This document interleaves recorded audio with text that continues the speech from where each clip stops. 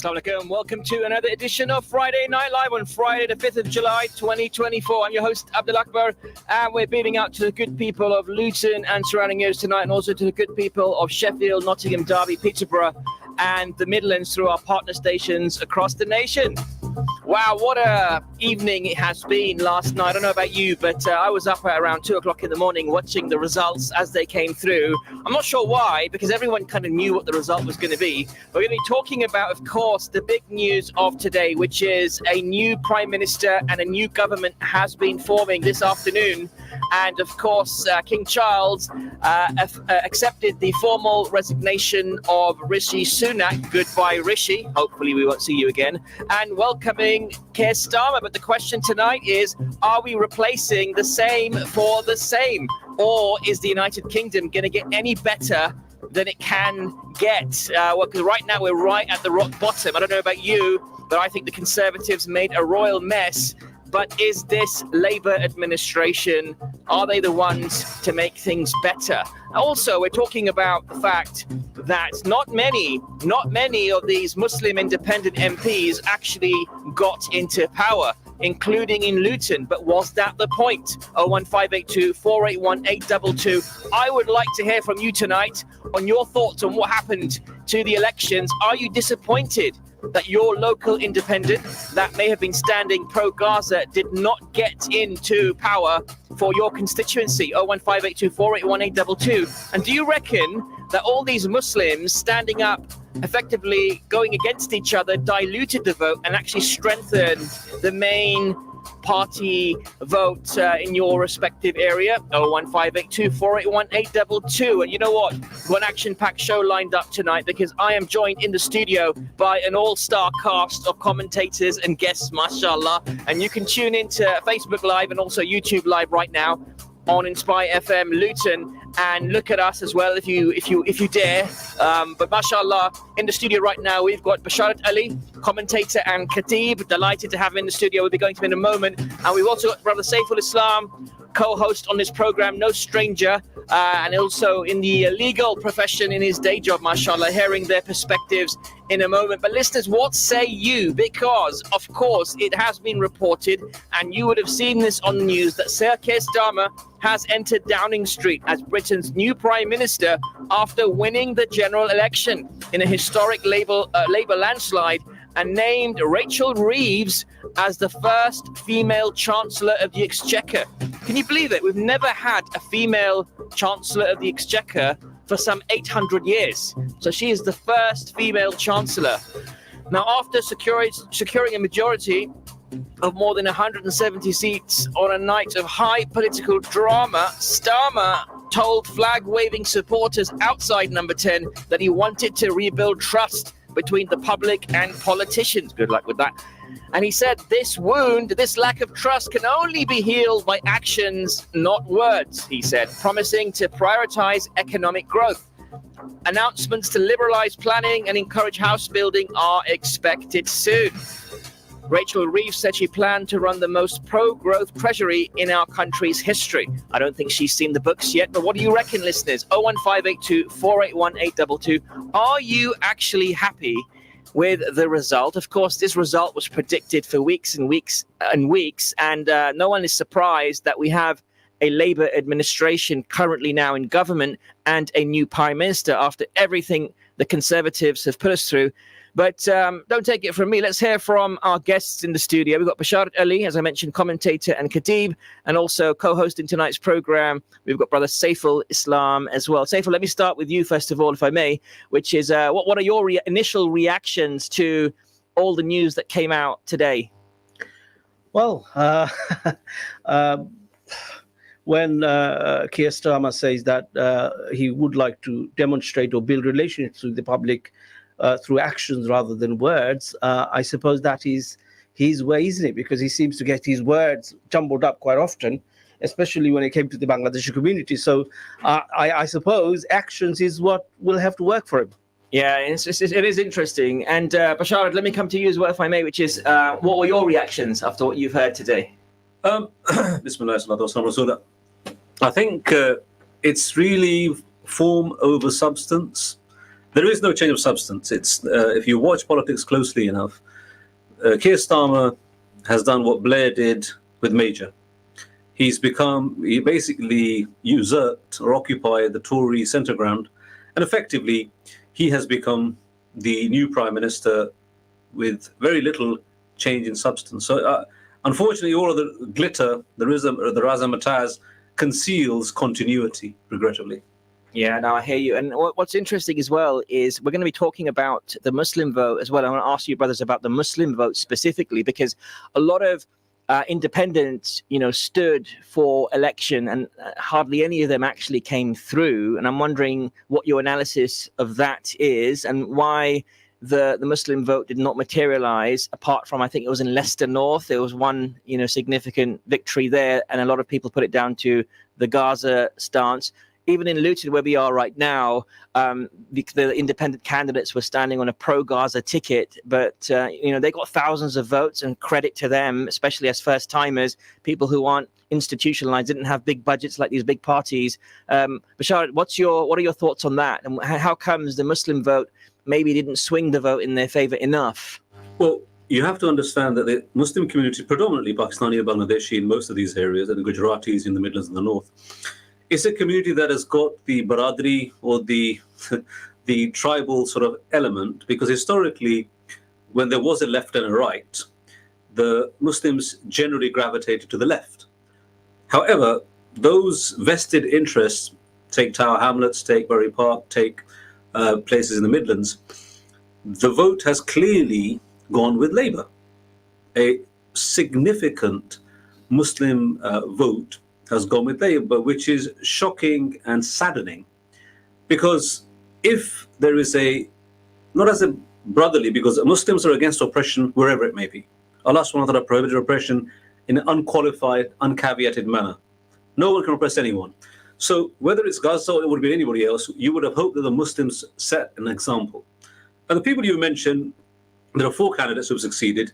You had Blackburn, you've had Leicester, Batley, and one of the Birmingham candidates. I think Khalid Mahmood lost his seat to him. Ayub Khan, Ayub Takar, I forget his name. I'm sure he'll not be too happy with me. So these places where there is a concentration of Muslim population, there the dynamics and the demographics were very well played. The younger people have not stuck to the Baradri or the elderly line. They've broken ranks, and good luck to them and credit to them. So this is unusual, because the British electoral system is structured in a way to make it near enough impossible for anybody to come and break through the cartel, which is the Labour Party and the Conservative Party. And the Liberals are there. If you're not happy with either of those two, we'll give you the Liberals. So rather than it being a la carte menu, it's a very narrow buffet. Your choices of 3 in this country, leaving aside the minor parties. All your examples are making me hungry. but what about your take, Saiful Islam, which is, was the Muslim vote diluted with all these different candidates that were standing absolutely against each other? Yeah, just to add to what Brother Basharat is saying, I'll just give you an example. In Bethnal Green in Stepney, the MP is Roshna Ali, who's Bangladeshi origin. And she didn't support Gaza. And for this reason, everybody came together and wanted to select an independent. And they did. And it was Ajmal Masroor. But there then happened to be 3 other Muslim candidates, one from Northampton, one from Birmingham, and another one is probably local to there. And the difference in the votes between Roshna Ali, who won the election, is Ajmal Masroor is just over 1,000. So now imagine if those 3 individuals did not run for position, it is most likely that Ajmal Masroor would have been elected. And he would have done a good job as an MP, potentially as a voice. I mean, you may not agree with all of his opinions, but he would have been a good voice for us in Parliament, potentially, absolutely. right? Now, what is baffling is that what possessed these 3 individuals in the face of the whole community coming together and selecting one, what possessed them, especially from out of town, to go and and run for election. Let me put that to Bashara. Bashara, what possessed these guys? What's the motivation? Is it power? Is it we differ on 1 or 2 points and therefore we can't work together? I mean, can't these people just lower their guards on some issues and look at the bigger picture? We tend to look at things through rose-tinted spectacles, sadly, and it's not realpolitik. Just as all of those people that voted for Roshan Ara Ali, I mean, the name signifies light. Roshan Ara means a beacon of light. Bangla and Urdu, I'm sure it's the same meaning, Farsi, right? But that beacon of light is not lighting up anything for the people of Gaza, regrettably and sadly. Yeah. I remember speaking to Roshan Ara Ali with her mum many, many years ago when she was not even an MP. But anyway, that was in a different conversation for a different day. Look, she's one example. I mean, I don't want to single her out. At the end of the day, these are career-minded secular people. You have to recognize secularism for what it is. I can detach my faith. I can come and pray with you towards a Qibla, the same Qibla that people of Gaza will pray for. And I can go and vote with the Labour Party because that's secularism. And we don't recognize how deep secularism is. Before genocide, there was something called epistemicide. Epistemology, the Islamic source of knowledge, that was wiped out. So Islamic thinking, Muslim thinkers, which is a very rich, very textured, granular thought, which guided the Muslims for the best part of a millennia and a half. So when you see the people that stood, to echo what Saif Bhai said, these people saw an opportunity. Now, I can't look into the heart of anyone, but if the issue of Gaza was prominent and the oceans of blood that continue to irrigate that blessed land, then it would have been, I mean, look, Tasneem Akanji and Ajmal sat in a room and they agreed. Tasneem, I know Tasneem as well, I know Ajmal, both of them. And they said, right, I'm going to back out. So credit to Tasneem for that. So I think when you want to understand in a summary format, secularism is deep. Just because somebody has a beard as a bloke and a hijab as a girl, we're keeping it to those two genders, right? It doesn't mean that the pulse of their thinking is Islamic. That, for me, explains it crystally clear.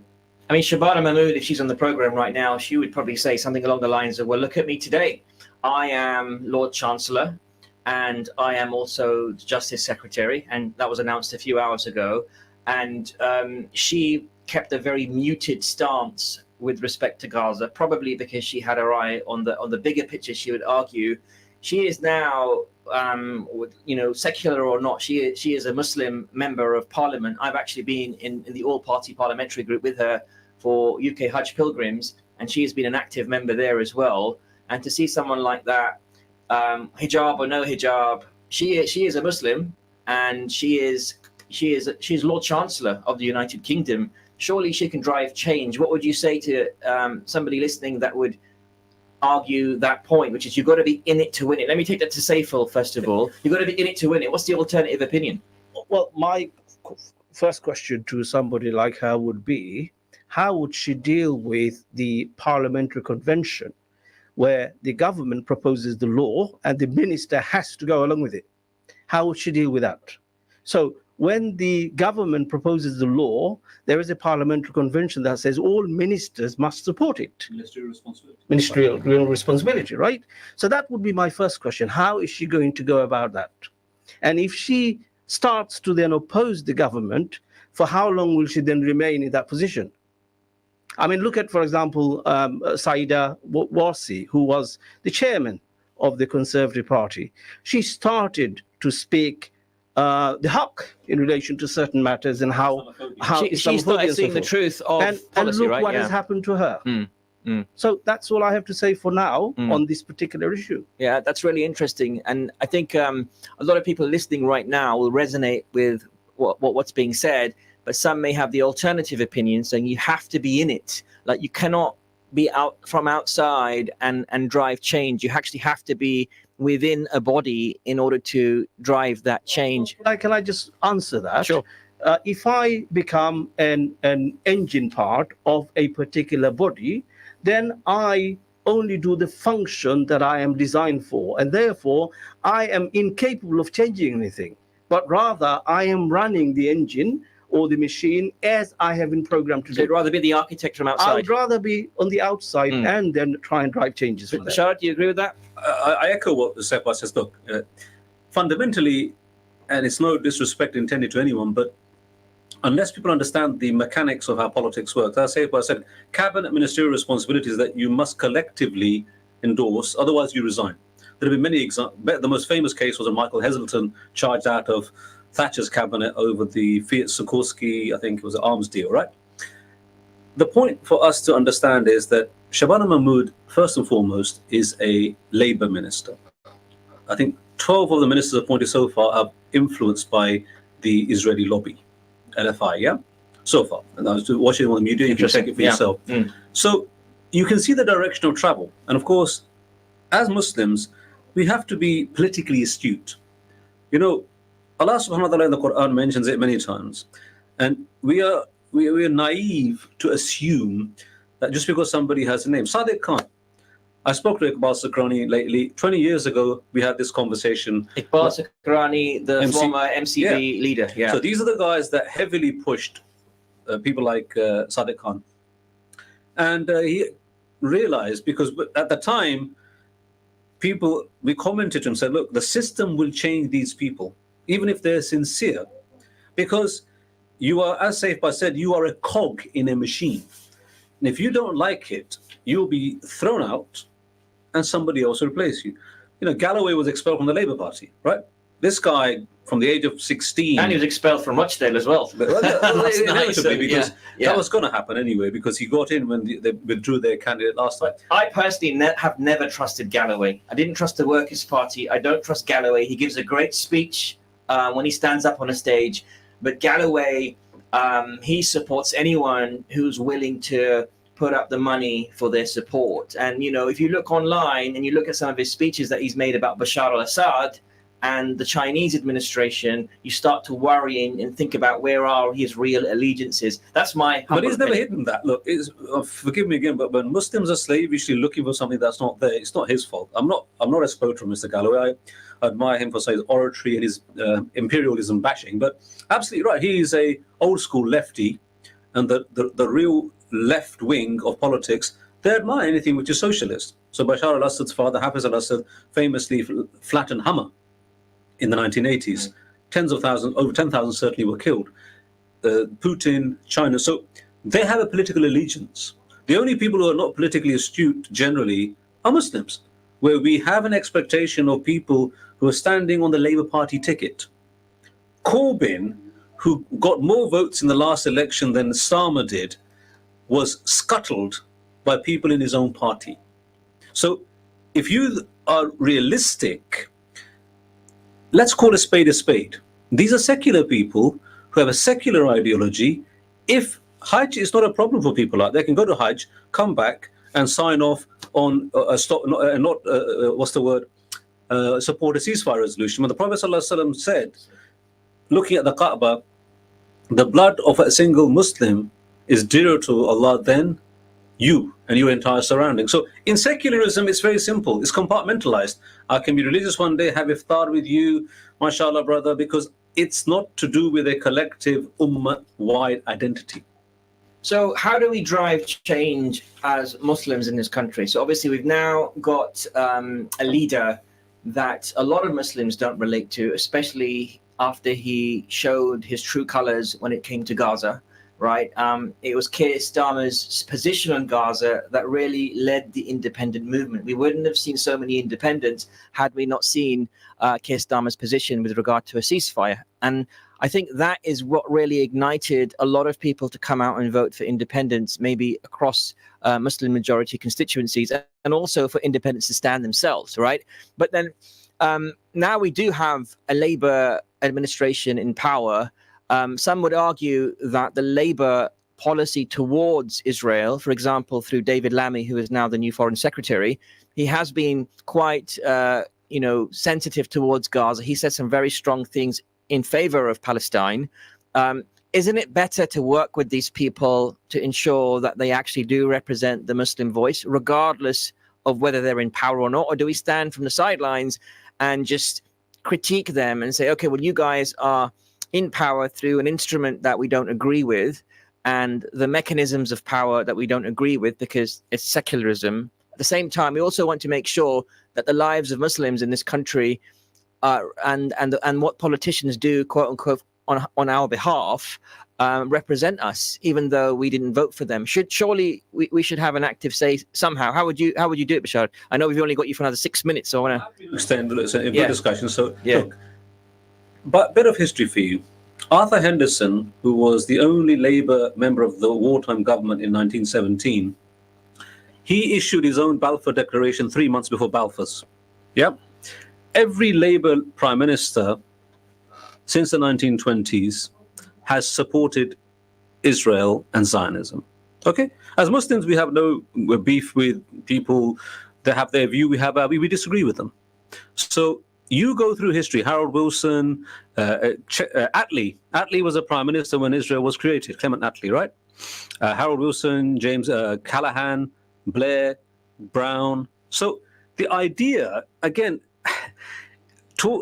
flying in the wind without knowing how the Labour Party has dealt with this, it's simplistic, it's naive. Now, so we're in an illusion, basically. If we think that Labour is going to be pro-Palestine, we're under an illusion? No, foreign policy is not party specific. You need to understand. The Conservatives, Liberal, Labour, they all believe in something called the two-state solution, which is a no-state solution, by the way. And the Liberals were in power.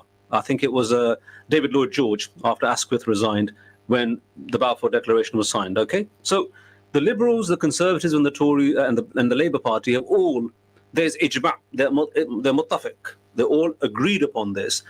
Now, it's not a binary equation. If the basis for the independence was to punish those who did not support the ceasefire, then as Muslims, look at the Muslim rulers who have facilitated the genocide. Every single one of them without exception. They can stop it if they chose to stand up. I draw a parallel to Ukraine. Okay? So by definition, look where you can get the help. Look where you can get, because the British government is not going to do anything which is contrary to their foreign policy interest, which have been consistent for the last 167 years. Therefore, you need to look at that. And by the way, in this country, the majority of the public opinion is anti-genocide. Our neighbors, friends, colleagues, Muslim, non-Muslim, they are on the same page as us. We can advocate for Gaza.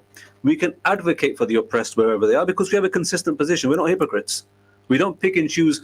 The color of blood is the same whether you're black, white, or brown, but not if you're Keir Starmer or Rishi Sunak. And that's what the distinguishing characteristic for a Muslim and any principled person should be, of whatever faith. Because look, when you look at the fact that the majority of the people who are getting arrested, again, the arms manufacturers, they're non-Muslims. It's not a Muslim, non-Muslim issue. It is a principled versus ill-principled issue. And that's where we can have a massive impact, I believe, and we should have that impact. Interact, advocate, because public opinion is irresistible. If the majority continues, it has resonance. It's interesting you say that. Well, I think we're going to take a break in a couple of minutes, but it's an interesting one because one of the things, listeners, we're going to have on tonight's program is we're going to have the people that organized this initiative called the muslimvote.co.uk. So it was forwarded on various WhatsApp groups saying, hey, go to this website and we'll tell you who to vote for in your constituency. You don't need to do your research. We've done it for you. I would argue that's been a resounding failure because we've only had, as you mentioned, Bashar, only 4 independent MPs have probably made it through on a pro-Gaza ticket. What about the rest? What about the 500 plus seats that had independent standing? But they would argue it's a success. Even one independent getting through on the pro-Gaza ticket, they could argue is a success. I'm going to speak to them later. But if you were speaking to the Muslim Vote team, what would you say to them? What would you want to ask them in 30 seconds? Well, look, it's no point fighting over things after the horse has bolted, the door is open.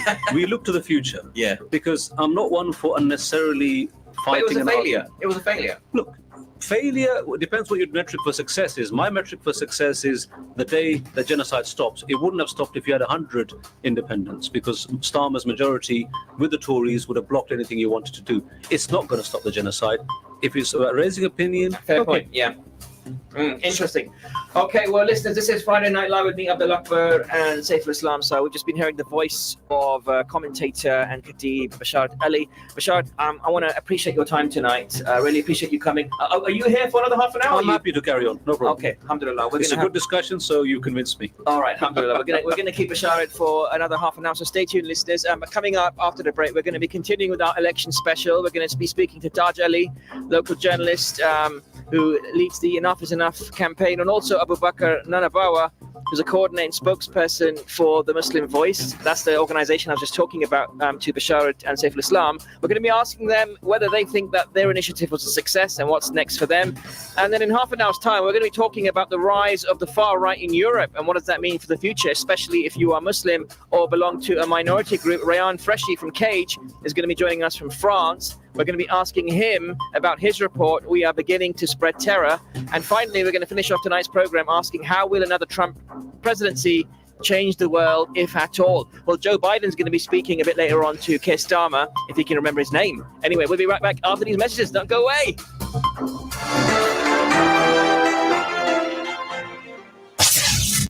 This program will continue after the break. Continue listening to Inspire FM.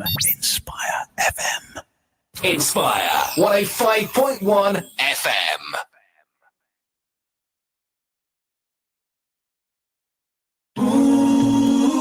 Hi, my name's Abda Khan. I'm a writer and a lawyer, and I want you to keep listening to Inspire FM. Attention all electricians, builders and DIY enthusiasts. Capital Electrical Wholesalers are now open in Luton. It's a fully stocked branch with experienced staff on hand to help with all your electrical needs. With branches also in Greenford, Tottenham, Richmond and Ashton. Capital Electrical Wholesalers only stock the biggest names, including JCC, Saxby, Knightsbridge, Hamilton, MK, Wilex, Hager, Aco Smoke Alarms and many more. That's Capital Electrical at Unit M, Kingsway Industrial Estate. Call 01582 801122. Staying safe in the summer on Inspire FM. To properly look after your car this summer, it is best to have air conditioning in your car so you and your family can remain cool.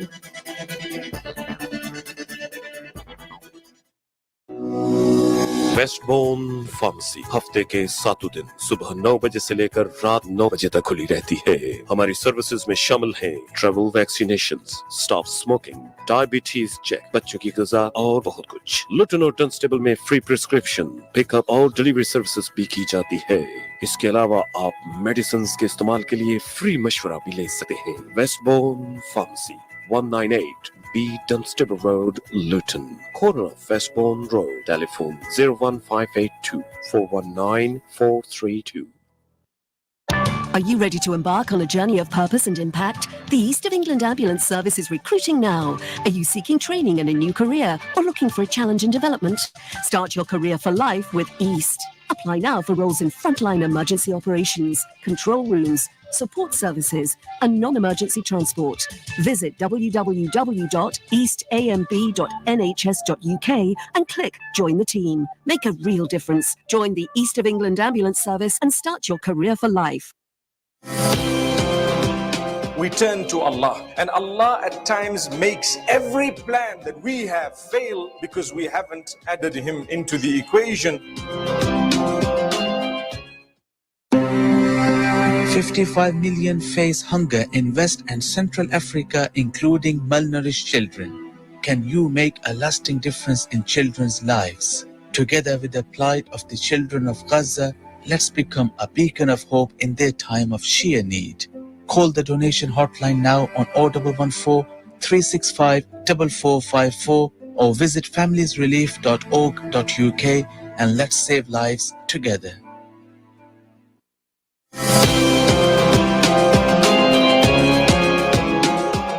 We're taught that when you leave the house, you say Bismillahi, Tawakkaltu ala Allah. In the name of Allah, I lay my trust in Allah.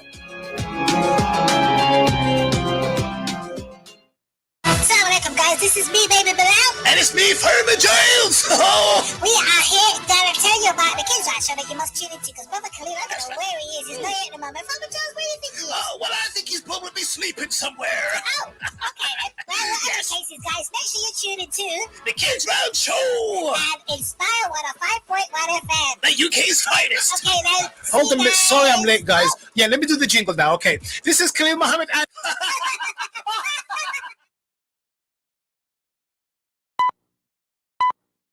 From the studios of Inspire FM, the time is now 6:30.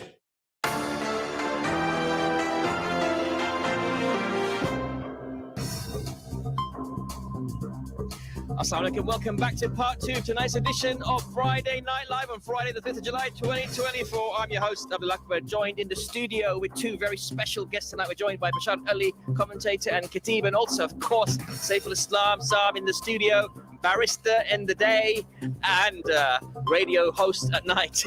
Mashallah.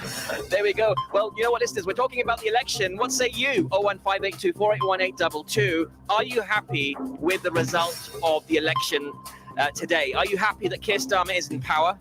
Are you happy that there is a new female Chancellor of the Exchequer? Or is it all a load of nonsense? And is it all part of the same agenda being pushed out regardless of who's in power? 01582481822. Share your perspectives. And are you happy? I'm not happy about this. Are you happy that the two Labour candidates, again, have been re-elected, and we don't even know what they stand for? They didn't turn up to a single Muslim-led hustings in Luton. And I know that because I chaired one of them. No show. I turned up to a government-led hustings, government-sponsored hustings in Luton. They never turned up to that. So we don't even know what Rachel and what's the other one's name? I can't remember her name. Because she never turned up to the husting. I think it's Sue. I'm not sure. But remind me of the names of the Labour MPs. Sarah Owen. That's the one. Sarah. I'm not sure of the other one. Rachel something. Yeah, Rachel Hopkins. No, I don't know. But Rachel, whoever you are, give us a call on the radio and just tell us what you stand for, because you've been re-elected. And I'm not even sure people who voted Labour last night actually know what the heck she stands for. A bit like, Bashar, what you were saying, which is people are just used to voting Labour. The Bradley, the system, it's ingrained in some of our blood, unfortunately. It was even ingrained in my blood once upon a time. And I very quickly realised I was wasting my energy on the cross, specifically against that party, and further exacerbated when they took the line they did on Gaza, especially their leader, who now, interestingly, is PM. Wow, who would have expected that? Anyway, we're going to be speaking to Taj Ali right now in a moment. We've also got Abu Bakr Nanabawa on the line, and I'm going to bring him right onto the show. And I want Basharat and Saiful Islam to listen to this, because this is important. So let me go ahead and welcome Abu Bakr. Abu Bakr, are you... I'm just trying to add him to my show, and let's see if we can do that. Why can't I add him? There he is. All right. Assalamu alaikum, Abu Bakr, can you hear me? Wa alaikum salam. Yes, I can hear you. Thank you for joining us. You're live on the radio, Friday Night Live, going out to the good people of Luton, Sheffield, Nottingham, Derby, Peterborough, and the Midlands. But let me ask you this, Abu Bakr. First of all, your reactions to the results that's obviously been shown throughout the TV today, the news, which is we have a new Labour government and we have Keir Starmer in power with a massive majority.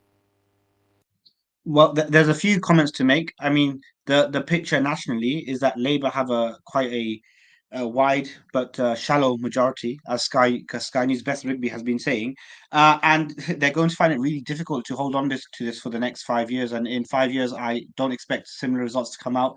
They've come out with less votes in 2024 than they came out with even in 2019. So this is not a government with the kind of mandate that they're going to claim.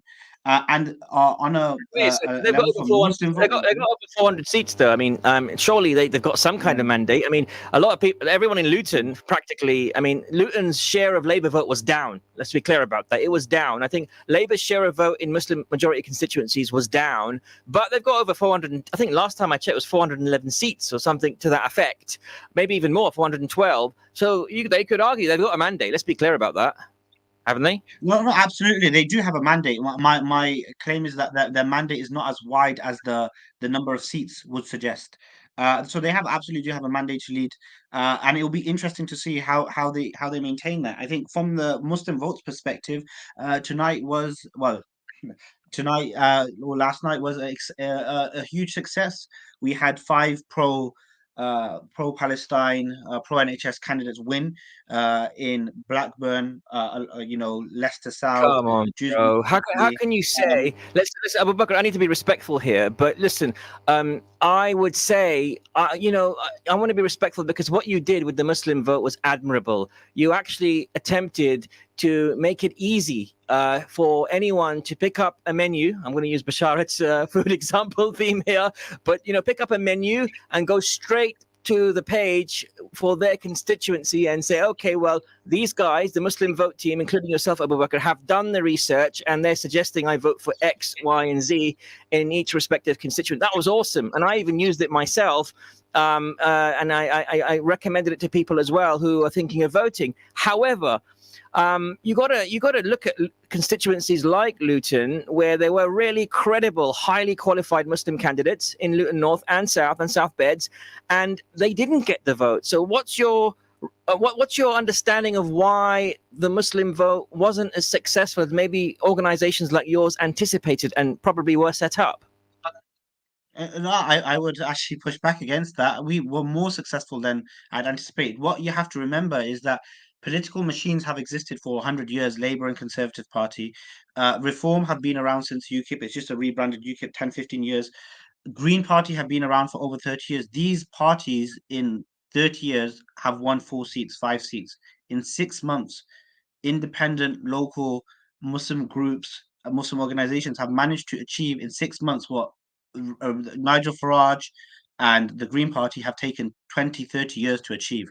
So I think people need to understand this is a huge success, a huge platform for us to build on, and give it 10, 15 years. And if we carry on working at this, we will continue to have strong representatives for Muslims. Hold the line there. I want to go to my guest in the studio. So we've got Basharat Ali on the line in the studio, actually, commentator. Basharat, I mean, give it 10, 15 years and we'll be in a very good place, according to Abu Bakr. What's your take? We've been here before. I mean, in terms of understanding the politics of the United Kingdom, it is a system that favors the two-party system. Unless there is any change, you're not going to get any substantial change. And when you're dealing with those that got elected, the dynamics are that those were heavily Muslim populated constituencies. So let's go with that as if you extrapolate from that, you might get 10 or 15, 20. The real issue here is, what is the objective? If it was the Muslim vote and Gaza was the propellant, was the motivation to stand, let's assume we get 30 MPs. Is that going to affect foreign policy so that Gaza and Palestine are liberated? No, absolutely won't. Let me put that back to Abu Bakr. Abu Bakr, that is a really good argument against what you just said, which is, doesn't matter how long it takes, no matter how many Muslim MPs you have, it's not going to drive real change according to what the Muslim constituents want, which is, their issues reflected in UK foreign policy. UK foreign policy is a constant that never changes regardless of who's in power, is what I'm hearing. What say you? I think to challenge these things, we need to use all tools at our disposal. And that doesn't just mean electoral politics. That means, we do things that we've seen around the UK for the last few months. We have our encampments, we do legal challenges, and we use every tool at our disposal to challenge these systems. And electoral politics is just one of those tools.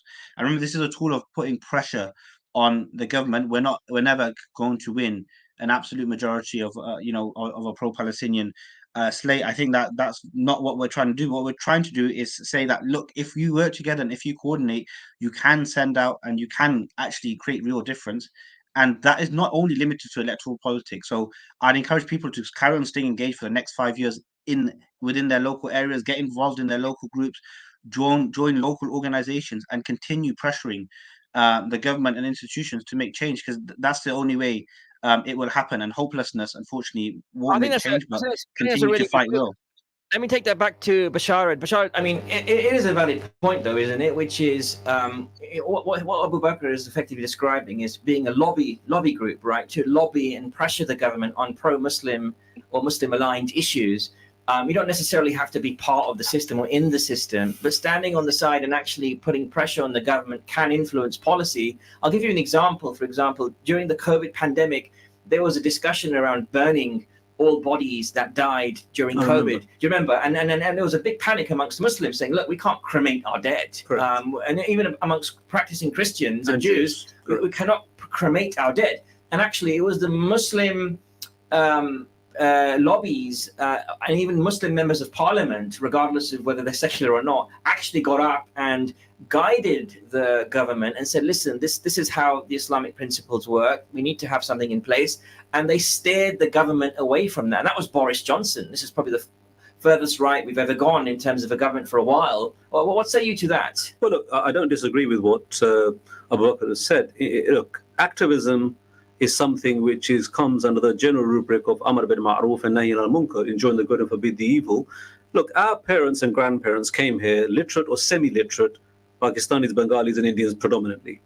They, and Allah bless all of them, those who are past and those who are living, they created masjids, halal food, and we are a fruit of their labor.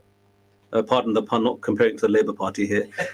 And they did it without any representation. So it's a misnomer to suggest that you must be in a system which, as I said, 20 years ago, when people like Sadiq Khan and Sayyid Awarsi and so forth were being pushed, those who understood politics said the system will change them. We were told in 30 years we'll have 50 MPs and all the rest of it. You're dealing with the British establishment. They destroyed Corbyn, who commanded more votes than Starmer did from the inside. This is not the stuff of conspiracy theories. This is the stuff of fact, not fiction. And so I admire people who sincerely think they can make a difference. But to parrot an old, who do you think you're kidding, Mr. Muslim? You're not kidding anyone. The truth of the matter is, if the objective is Gaza and assisting that, we should broaden this campaign, echoing a crescendo of a voice from the United Kingdom to Pakistan, Bangladesh, Egypt, Turkey. That has a massive and exponential effect. Because when Muslims from the West are saying, why are you not moving? Why are you not doing more? Why are you being complicit in this genocide? Then you will, because look, we can only try. So therefore, I echo all of what Abu Bakr says in terms of activism. It is obligatory. It's not even a choice. And the rest, once you do all of that, you leave it to Allah. But because don't you believe, I mean, I hear what you're saying. Sorry to interrupt you, but I was going to ask you, and Abu Bakr, feel free to come in as well here, and you're off mute. But, you know, we have to do something. I mean, if we're living in this country, surely we want to influence the policies of this country for the benefit of the people.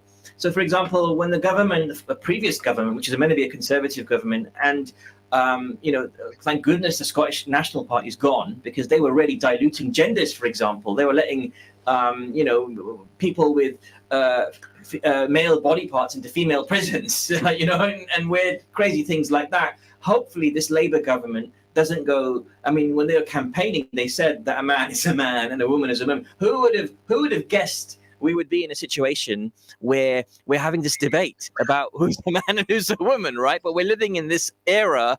And I think as Muslims, we have a contribution to make, which is to guide the public, to guide the people around us towards what's right, according to us. So surely Abu Bakr's got a point, right, Basharat?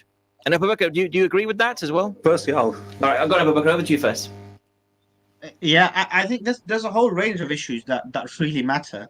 In addition to Palestine, of course, we ran this campaign because of what's happening in Palestine, and we really hope that these MPs can be a voice for that. Otherwise, you know, this current Labour government, with the size of majority, it won't have much external pressure, and we hope that these MPs at least can form external pressure on certain key issues.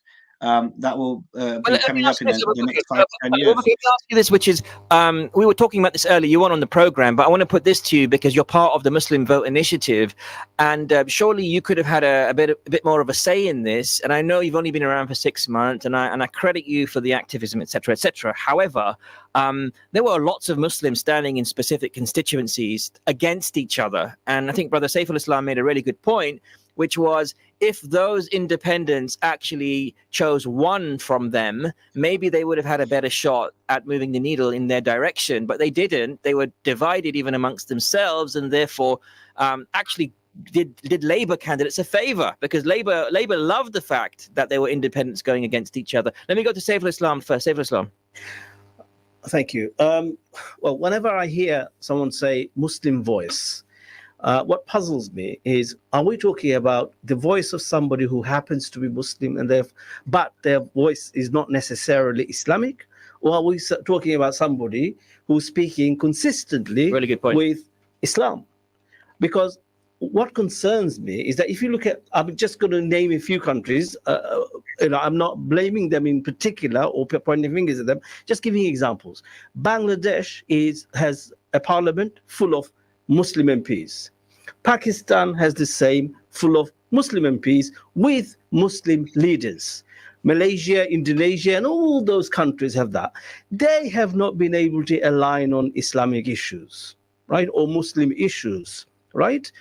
Now, how can we, and in circumstances where you just highlighted the issue about the MPs competing against each other at the expense of not going through, how can we expect so many different MPs from different regions of this country without knowledge of their own Islamic understanding and thinking, right, and commitment to then speak with one voice, right, at the risk of being labeled a rebel by the media, which is what happens. How can we possibly even imagine that in these circumstances? And to me, this whole Muslim vote thing seems to be wholly misconceived, and it's taking the Muslim community down a path of uncertainty. Thank you for that, Brother Saif Islam. Abu Bakr, let me give you a chance to respond to that. Yeah, look, I think a lot has been said about the work we've done in the last 6 months. The key here is that these MPs are accountable to their local constituents, right? And it's up to their local constituents to keep them to account. And what's really, really important is that we tend to have a habit of just engaging at the election, and then for 5 years we'll leave the MP alone unless a genocide or something serious has taken place. Now we have those MPs.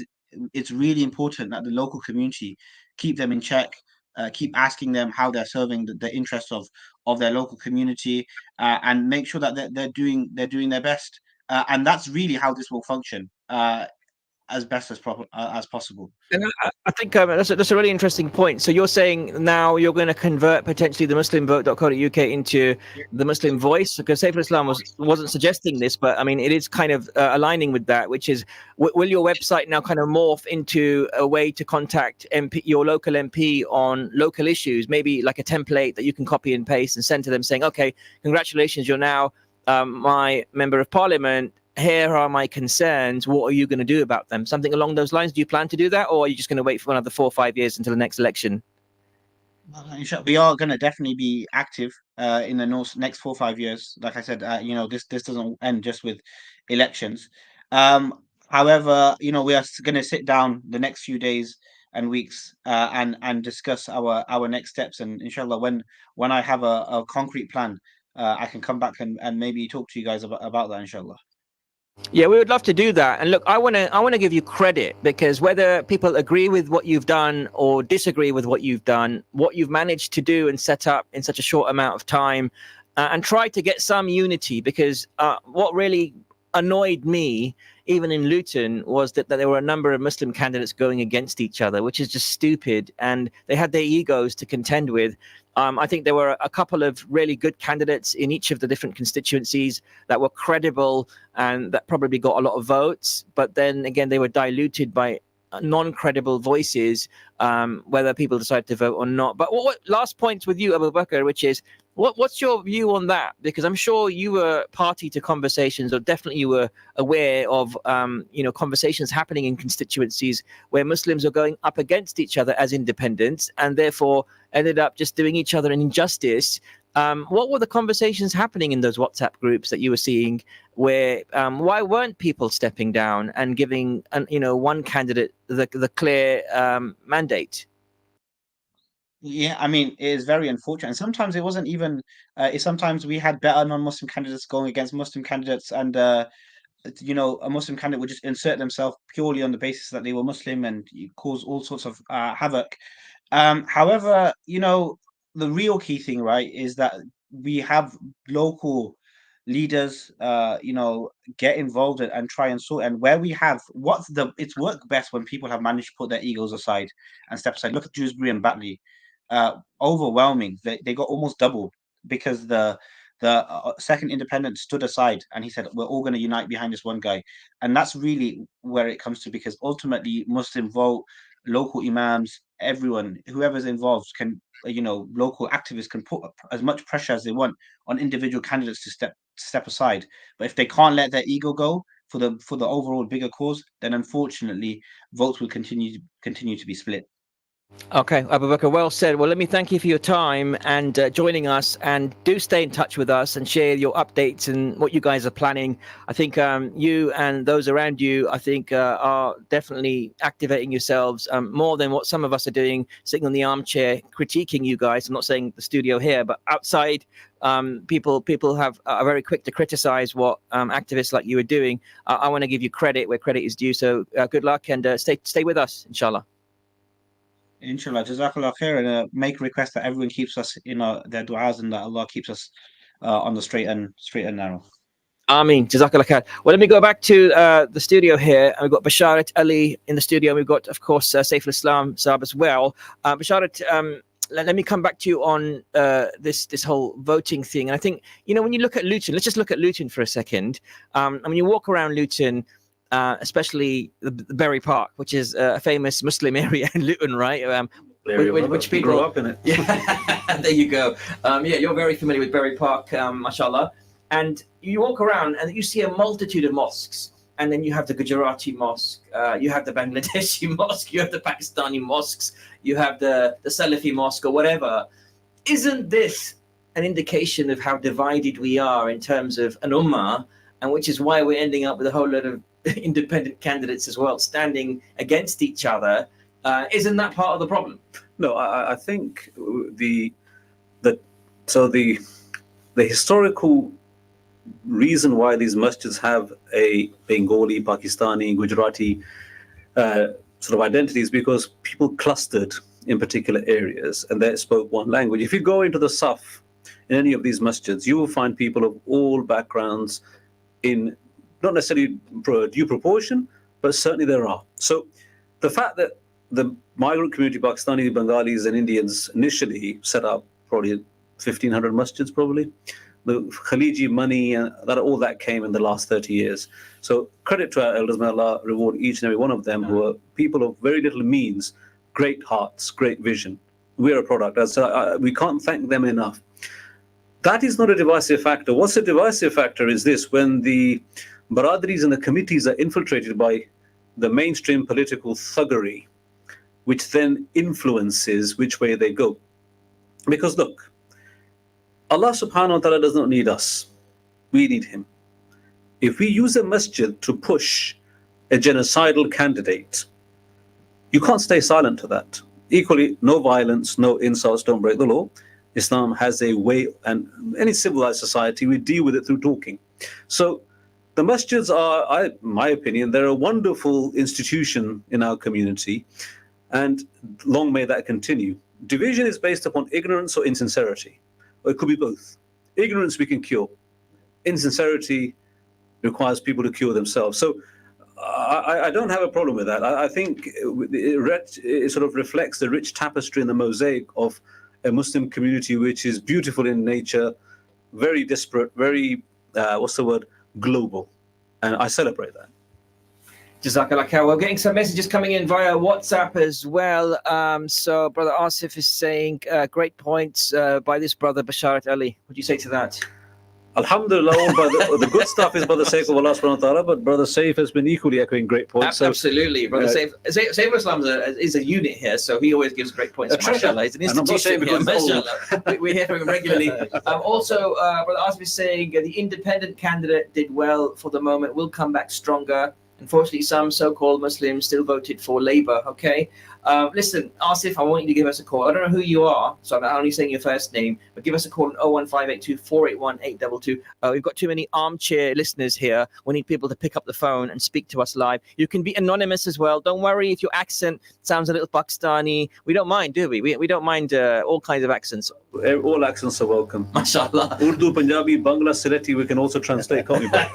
we've got AI now with real-time translate as There well. you go. So, inshallah. All right, listeners, this is Friday Night Live with me, Abdul Akbar, and Saiful Islam Sar. I want to go ahead and thank our special guest in the studio this week, Bashar. Ali Bashar, we need to have you on the program more often, man. Inshallah, I'll try it. It just, Qadar Allah, my work and other commitments allowed me to be here. Are you still local, or are you no longer a local anymore? I've not been a local for the best part of 26 years. Is that right? But I'm here in Luton every sort of once or twice a week, if not more. Wow! So you're still you're not living here, but you're visiting frequently. The entire family, relatives, friends, mashallah, all here. Home is home. Luton will always be home. Well, good to have you here. Good to have you in the studio. For having me. Thank you. Jazakallah khair. Listen, this is Friday Night Live with me, Abdul Akbar, and Saiful Islam Sar. We're going to take a very short break in a moment, but coming up after the break, we're talking about the elections, not just in the UK, but across Europe. And you probably would have heard that the far-right Nationalist Party in France also did really well in the first round of French elections, and the rise of the far right in Europe is that cause for concern? I mean, luckily we still have a leftist party in the UK, but imagine if Reform came into power, which they've made some progress towards, more than they've ever done. Stay tuned, we'll be talking about that and more after these messages. Don't go away. Friday Night Live. Assalamu alaikum. In Luton and its surrounding areas, it is now time for Salat al-Asr. लुटन और इसके मज़ाफ़ात में नमाज़े असर का वक्त हुआ चाहता है. This azan has been sponsored by Ideal Properties. Contact us on 01582 72 11110 or log on to www.idealpropertiesltd.co.uk. Allahu Akbar,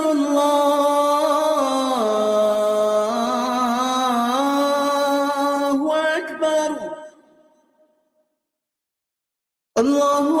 Akbar, Allahu Akbar.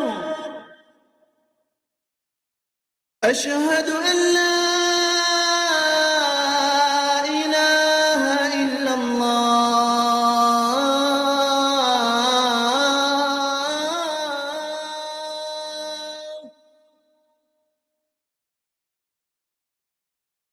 Ashhadu an la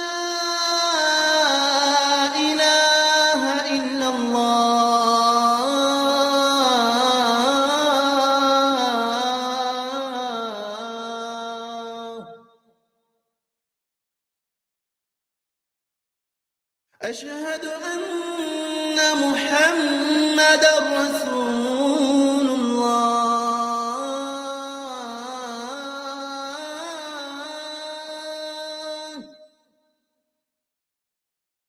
أشهد أن محمدًا رسول الله.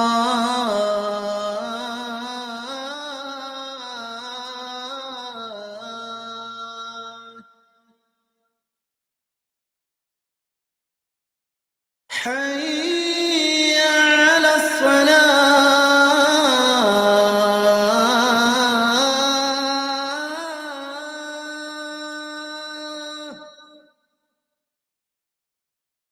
حي على الصلاة.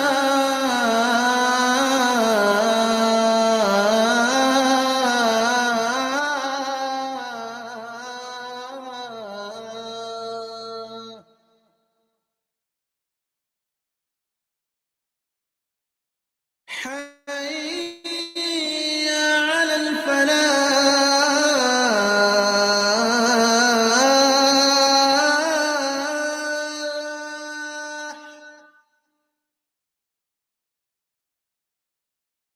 حي على الفلاح.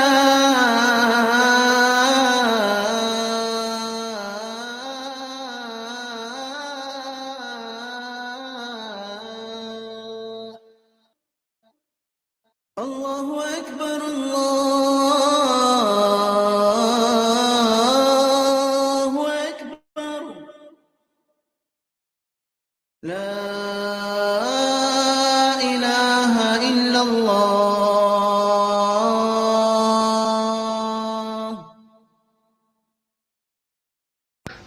اللهم رب هذه الدعوة التامة والصلاة القائمة آت محمدا الوسيلة والفضيلة وبعث مقاما محمودا الذي وعدته إنك لا تخلف الميعاد. Would you like to sponsor the Azan? If so, give us a call on 01582 481810 or email us on info@inspirefm.org.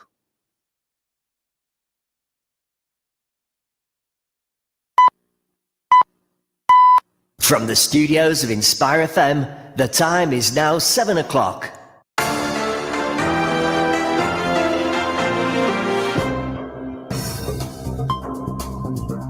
Assalamu alaikum. Welcome back to part 3 of tonight's edition of Friday Night Live with me, Abdul Akbar, and Saiful Islam. So we're beaming out to the good people of Luton and surrounding areas tonight, and also to the good people of Sheffield, Nottingham, Derby, Peterborough, and the Midlands through our partner stations across the nations. Wow, we've been talking about the Keir Starmer government that entered Downing Street as Britain's new Prime Minister after winning the general election in a historic Labour landslide, and he's named Rachel Reeves as the first female Chancellor of the Exchequer. Now, he secured a majority of more than 170 seats on a night of high political drama. Starmer told flag-waving supporters outside Number 10 that he wanted to rebuild trust between the public and politicians. Well, let's see how that pans out. Of course, anything is better, Saiful Islam Saab, than the rubbish that the Conservatives created. I mean, you know what made me really happy today? And I don't like to be happy on other people's failures. You know, I don't get joy from that. But when Liz Truss, when she lost her seat today, I jumped for joy. I don't know. I don't know, man. She deserved it. She deserved it, bro, because she destroyed the country.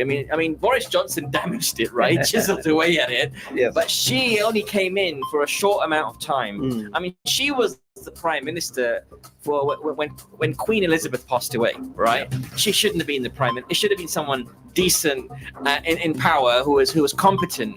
And she was the Prime Minister only for a short while. But look at the mess she made. Look at the interest rates, how they went up. The pound lost its value. Even the pound today is up against the dollar by a third of a percent, and that's a miracle these days. What do you reckon?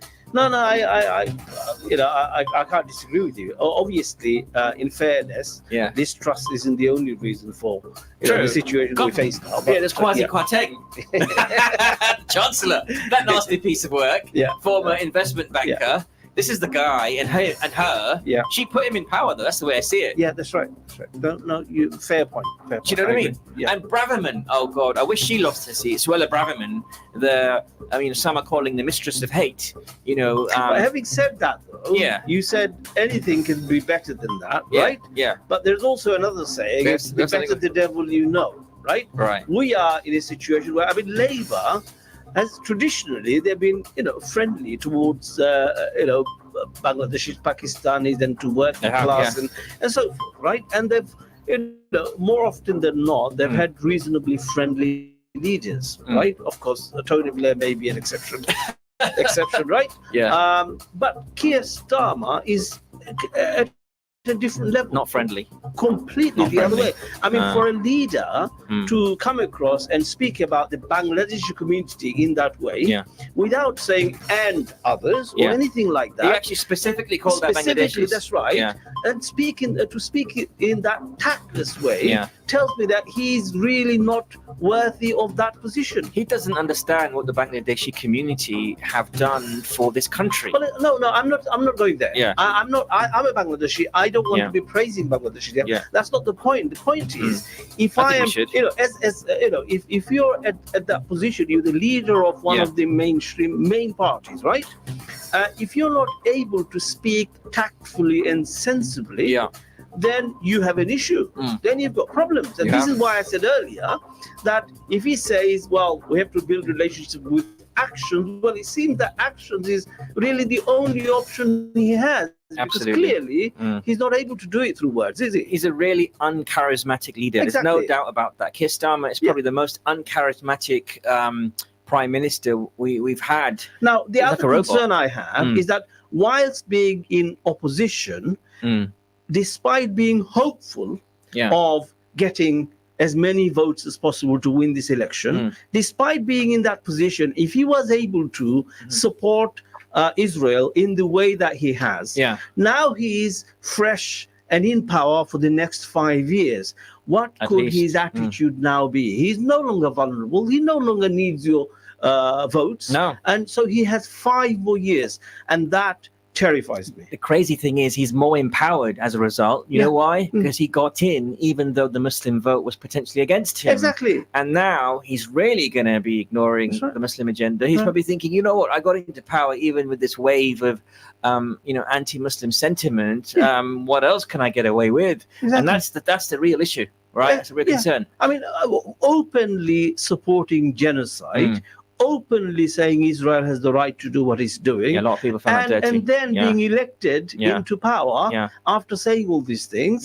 Well, what more does he need to say or do? Absolutely. You know what? It's interesting. I'm going to go to our guest on the line. We've got Rayan Fresh who's waiting, mashallah. And it's good to see him as well. I can see him right now, mashallah. And if you want to tune into our Facebook page, listeners, you can go to Facebook, Inspire FM Luton, and check it out. Also on YouTube Live as well. If you go into YouTube and you type in Inspire FM Luton, click on the live image and you'll see us live on the radio, and you'll see Rayan as well, whom we're going to speak to from Cage in a moment. But one really quick other point, Saif al-Islam Saab, is that obviously we've got this Labour government. There's also a positive side to it as well, though, because I think if you have anybody, imagine you were responsible for doing the same job, right? Same job as some kind of work, some kind of labourer doing the same job for 14 years. You are going to get complacent. You are going to start relaxing, getting bored of the job, maybe taking the mickey, maybe finding shortcuts or whatever. And the quality of your output is going to start to change, maybe for the worse. And I think we gradually saw that decline with the Conservatives. So I think this change, even though we don't necessarily agree with the leadership and the party politics, I think change overall, I'm an optimist. And I really hope that this change, even though we may not all agree with the change, and maybe some of us didn't vote for this particular change, may be good. Because some change, you've got to shake it up. You've got to shake up the people, the infestation of conservatism in the different departments of the British government, the complacency, the incompetence, the corruption.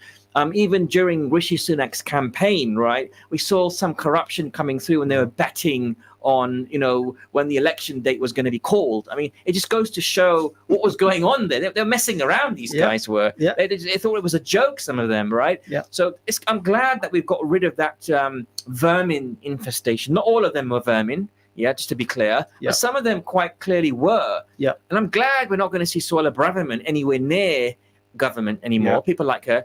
But I'm worried as well now because she might become the leader of the opposition. She or Priti Patel might become the leader of the opposition.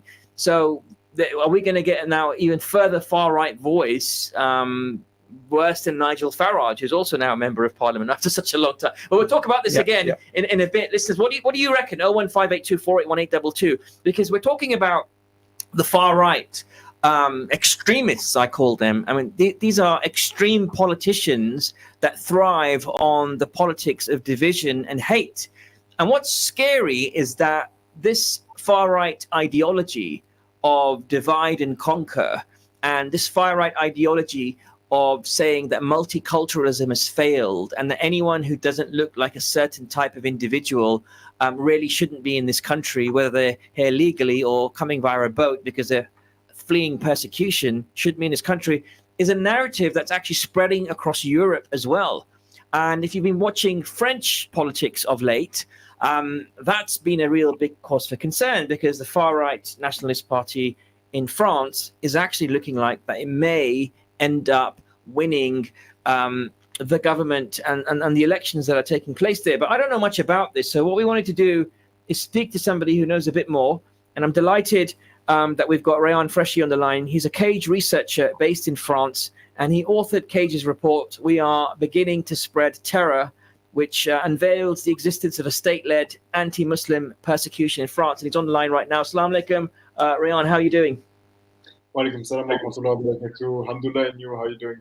Alhamdulillah, Jazakallah khair for joining us. Glad to see you, because last time I think you were on the program, we couldn't actually see you, and delighted to have you on the program. But Rayan, what's your take, my brother? Because I got to say, when I see the rise of far-right parties in France, and you see the number of Muslims that are in France, and the heavy number of ethnic minorities that are in France, what's going on? First of all, you tell us. I mean, is it very real that Marine Le Pen may actually come into the clutches of power? What's going on?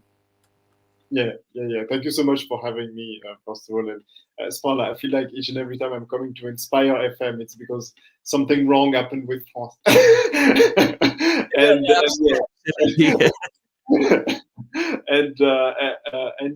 as you mentioned, essentially what happened is after the European elections, in the first week of June, the far right won those elections, and most of the time those elections do not have any major political consequence. So they're basically European citizens are electing the MPs of the European Parliament, which is essentially an institution that doesn't necessarily have lots of structural power. So okay, fine, the far right won that election. It was expected. And okay, sure, we were not expecting any major consequence. However, after a few, literally, I think an hour after the announcement of those results, very shockingly, Emmanuel Macron, the French president, announced the dissolution of the French Parliament, and hence he called for anticipated snap elections. It's important to realize that in France, we do not have a strong tradition of snap elections or of dissolving the parliament and calling for anticipated elections. Most of the time, the electoral calendar is quite rigid. Every 5 years, we have a presidential election, and right after the presidential election, we chose the MPs, and most of the time, the president is going to have a large majority of his own MPs in parliament. So that happens, of course. And imagine what I'm saying, that this move was shocking and surprising. In France, only maybe 4 or 5 people were actually aware that Macron was about to announce the dissolution. Only 3, not every. Really, it sounds I don't want to be a conspiracy theorist, but it sounds a bit dodgy, because Macron is meant to be kind of left-leaning, and he announced this snap election, as you put it, suddenly, with very few people even close to him knowing about it. Surely they advised him that if you have these snap elections now, Marine Le Pen is her government, her party is very likely to take all the votes. A bit like what's actually happened in reverse in the UK. Rishi Sunak also called a snap election and hoping to get votes. But surely people are saying that was the biggest miscalculation of his political career, because he lost all the votes. I don't understand why these leaders are making these decisions around snap elections, and especially someone smart. You could argue he's not smart, but someone like Macron, who has a really large following and sees himself as the leader or former leader of Europe, and all the leaders. But back to you. Yeah. Indeed, it was very surprising, as you mentioned, even from a purely strategic standpoint. But what came out of the last few weeks, we realized that actually the plan in mind, according to him, was that he called the snap elections, and he actually wanted to use the political dynamic that fueled the far right. And he said, okay, fine, we're going to organize these elections, and you're either going talking to the French citizens, we are actually properly facing the threat of a far right victory. So do you really want to give them power, or are you actually going to vote for me, not necessarily because you support me, but because you actually want to oppose the far right, and hence you're going to give me a larger majority in parliament? That's one of the potential scenarios. The other scenario that he had in mind was like, okay, fine, maybe I'm going to lose. Maybe the far right is actually going to seize power in a few days, but it could be positive in the long run because giving power to the far right up until the 2027 presidential election could actually disrupt their electoral dynamic. The reason why he believed that it could disrupt the dynamic is because usually when you give power to a political force, that political force, of course, is going to make the decisions. It's going to receive some credit for the good it's doing, but it's also going to receive the blame for all of the challenges that they can't actually resolve. And in the next few years, France is expected to go through and is currently already going through a major economic crisis. It's also going through a major geopolitical decline, a strategic decline in the international sphere, on the international stage. So according to him, it could disrupt that dynamic. I personally believe that it's still a gross miscalculation because, first of all, the far right, as you've mentioned, is clearly expected to become the first political force in French parliament. And I also believe that if they indeed can reach an absolute majority in parliament and have a government, I do not believe that being in power, being in charge for a few years is going to disrupt their dynamic for a very simple reason. They've been waiting to seize power for a very, very, very long time. And the frustration in France, which is actually fueling the political engine of the far right, racism, Islamophobia, are so deep that I'm not expecting in 2027 some kind of a protest vote against the far right. I actually believe that it's going to be the other way around. It's interesting you say that. So let me ask you this question, Rehan, which is, some of the things I've heard Marie Le Pen say in her speeches, very clearly anti-Muslim, very clearly speaking against the Muslim way of life, the Muslim, hijab and the dress code. And we know that it's banned in certain places, the hijab already. And this is under a leftist government. So imagine what a far right government's gonna do. Like, what are we expecting? If Marie, what will she do to the Muslims? She can't kick all the Muslims out because there's too many. So what will she do? Like, what kind of policies will she introduce to show those that voted for her that, hey, I'm doing something about this quote unquote Muslim problem, which everyone seems to believe they have, which clearly we know doesn't exist. But there are, as you mentioned, disgruntled members of the French public that want to express their frustrations on minority groups like Muslims, and using these guys as an outlet. So what will she do? What do you reckon? Well, unfortunately, if you look at the proposals, some of the Islamophobic proposals they have in mind, first, the first one and the most shocking one is a complete ban of hijab from public squares. So as you've mentioned, hijab is already banned in France in public schools, but what they want to do is actually extend that ban and making sure that it's total, actually, that you just can't wear hijab, just like you can't wear niqab in France from public square. But it's not just that. They also want, and I was completely shocked, I even laughed nervously when I read the proposal. They also said they want to ban architecture, and I quote, inspired by Islamist ideology. In other words, what that means is that any mosque built with an architecture inspired by a North African style could be actually, demolished, closed down, at very least outlawed. So, just hold on a second. I want to bring in Saif Islam. When you hear stuff like this, right? I mean, if a British member of Parliament or even a British candidate stood up and say, we want to stand up and ban Islamically inspired architecture, that wouldn't hold ground at all in the UK in the current climate. Well, but who knows what the future? But at the same time, there have been in the past, haven't there, politicians who have said various things about niqabs and hijabs and so forth in this country. But yes, even Boris Johnson, former prime minister. Exactly.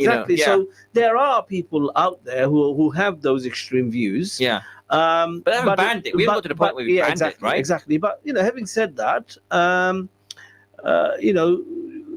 people are changing, views are changing, and for example, look what's happened to the Labour Party. who would have expected the Labour to? That's true. Say the things that they're saying Leader now. of the Labour as well, Exactly. not just any random person. So it would be, I think, naive of us to just believe that there is no prospect of that happening in the future. We must remain alert to that. Absolutely. And I think France is maybe, Rayan, freshly back to you. I mean, I think France may be a preview of what could be coming in the UK. And I don't like to spread the politics of fear and hate or anything along those lines. But what we're seeing in France, often the UK sometimes is followed. And my fear is, Rayan, what you're describing here is Islamically inspired architecture banned, hijab banned, not just in state schools, but also just generally in public. So you just cannot wear hijab outside. If you go to the Eiffel Tower for a walk, you cannot wear hijab anymore. That's very scary. What about other things, though? What about other religious symbols? Is it just Muslim-inspired religious symbols, or is it other stuff? No, it's specifically targeting the Muslim community and expressions of Muslims. Wow. Yeah. And we've only got a few minutes left, Rayan. But how are you processing this? And what are Muslims in France and people who are sympathetic towards Muslims and the Muslim way of life doing about this? I mean, what can we do about this? Well, right now, the Muslim community in France is going through really a very difficult form of psychological warfare. And there's a state of shock across the entire Muslim community because, as I mentioned, we were not expecting those snap elections. I was discussing with other Muslim organizers and activists, and we were saying to each other, we knew that in 2027 that scenario could eventually take place, but that's in 3 years. Now, when we were that discussion took place a few weeks ago, we were like, okay, fine. We don't have 3 years to organize anymore. We have 3 weeks to organize and to prepare for a threat we were expecting a few years down the line. So, of course, psychologically for everyone, it was quite difficult, and it's difficult to politics are mainly about psychology. How do you trigger a positive emotional response in the community to make sure that it can be translated into some political force or political dynamic? And right now, because of the state of shock, it's very difficult to mobilize. But for certain, just like you've mentioned, it's important just to make sure that even though we do not necessarily live in the same countries, in the same states, we are one ummah, and we must make sure that we share our experiences so that we can protect our communities and make sure that we do not, because if we don't share our experiences, our communities are going to become more and more vulnerable to these kind of threats. And as you've mentioned, France, unfortunately, is a clear political leader in the European continent. And we know that the other issue of those snap elections is that everyone is looking at France. Oh, if those guys are actually giving power, not just to the far-right discourses, not just to the far-right language, but to the actual far-right parties, well, that means it's actually okay, it's fine. If those guys win in 2 days, that means far-right is completely normalized, even from an institutional standpoint, and that's a very scary thing. Yeah, scary stuff. But Rayan Freshy, I really appreciate your time today, sharing, sadly, the state of the political climate in France. One it's really day, sad one to day see. I'll come to Inspire FM and I'll say something, something positive, hopefully at some point. Inshallah. Inshallah, we would love to have you here. You are invited at any time. The doors are always open for you, Rayan. And we're really grateful for you to keep an optimistic look on this as well, and sharing your perspectives. Of course, it doesn't look positive, but may Allah subhanahu wa ta'ala make it easy for all the Muslims around the world, including the Muslims in France, and all of humanity, really, because I don't think this far-right movement is good for anyone. Forget about not just the Muslims, but any human far-right ideology is problematic. It's an extreme ideology that really needs to be stamped out, and I hope our so-called prime minister now, who claims to be on the left, is able to explain and do the right thing, even with France. Let's see. I'm not going to hold my breath. Rayan Freshy from Cage, Jazakallah khair for joining us and sharing your perspectives. As always, thank you so much. Take care, Habibi. Sure. MashaAllah, the good brother there, Saif Islam Saab. But I've got to say, in light of all the optimism, it's disturbing to see what's going on in France. Yeah, of course it is. Yeah. what do you reckon they should do? Like, apart from, Well, I have a relative who lives in France. Is that right? Yeah. And I had a conversation once about this situation. Yeah. And what she said actually made some sense as well. And I'm going to go back to what I had said earlier. Is it the voice of somebody that happens to be a Muslim, somebody that carries the identity of a Muslim, or is it the actual Islamic voice? There is a difference, isn't there? It seems, according to this relative of mine who lives in France, according to her, she's settled there and so forth. She's got her own family. And she says, look, we have a huge Algerian Muslim community in this country.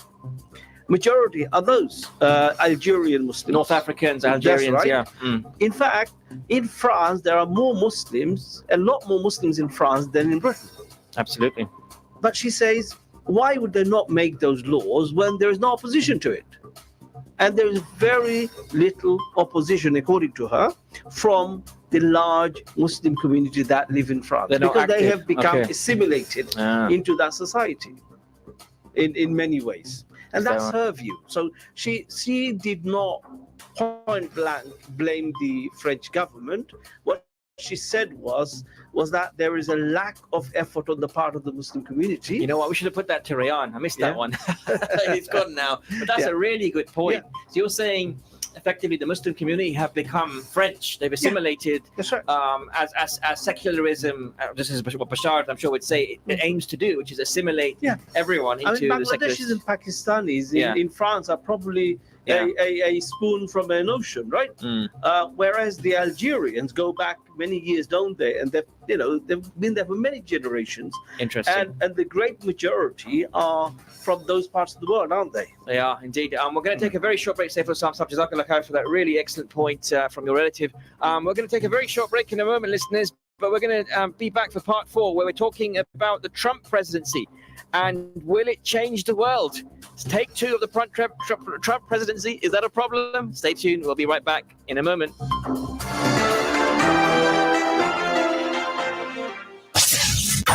This program will continue after the break. Continue listening to Inspire FM. Inspire FM. Inspire 105.1 FM.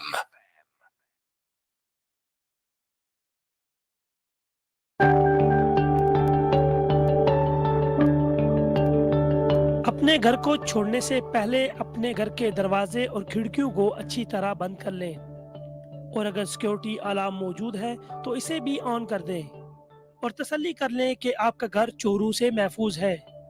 Inspire FM community awareness message.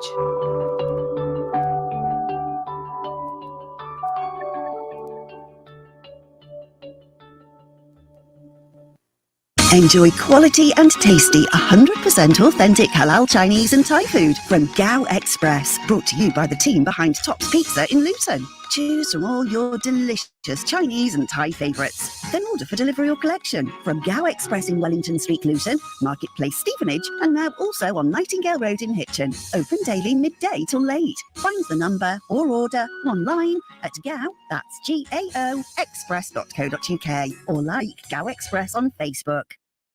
Had an accident, a bump, trip or fall? Then you need Claims Specialists, your first choice for accident claims. The Specialist Claims Company on Dunstable Road in Luton.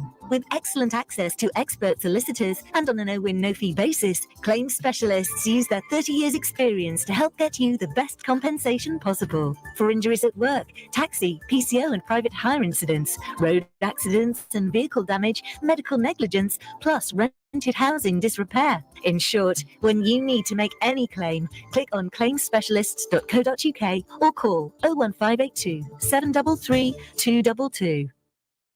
The messenger of God, peace be upon him, said, "A generous person is close to God, close to paradise, close to people, and far from hell. However, a miserly person is far from God, far from paradise, far from people, but close to hell. God loves more an ignorant man who is generous than a worshiper who is miserly." Narrated by Abu Huraira in the collection of Tirmidhi.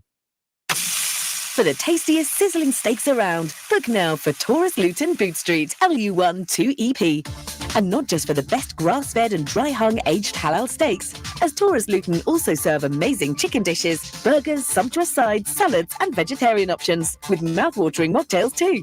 All this and with excellent service. View the menu, book your table, or even party or celebration event at taurusluton.co.uk or call 01582 750 213. अस्सलाम वालेकुम, मेरा नाम किरण है। KORT Kashmir orphan relief trust मेरा एक खूबसूरत घर है जहां मेरे साथ सैकड़ों यतीम और बेसहारा बच्चों की तालीम व तरबियत और पुरसुकून माहौल में परवरिश हो रही है और ये सब कुछ आपके तावन से मुमकिन है। अल्लाह से दुआ है कि अल्लाह करीम आपको सदा सलामत रखे और उम्मीद है कि आप इसी तरह अपना प्यार, मोहब्बत और तावन जारी रखेंगे। KORT UK office 0300123774 court.org.uk। Oh, Hillary, I was going to use newspaper display advertising, but it costs £10 per inch. And that's too expensive. Oh, indeed it is. I want to sell a 10-foot ladder. Oh, Roger, invest in an ear-catching advertising campaign on this radio station instead. It's a great way to tell people about your products and service. For details, click on inspirefm.org, then advertise. From the studios of Inspire FM, the time is now 7:30.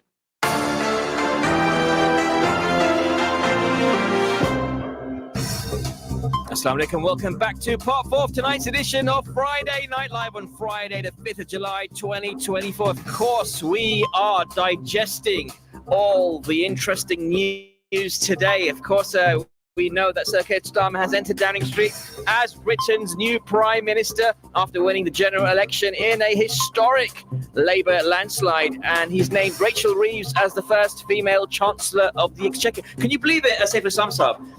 The UK has never had a female Chancellor of the Exchequer.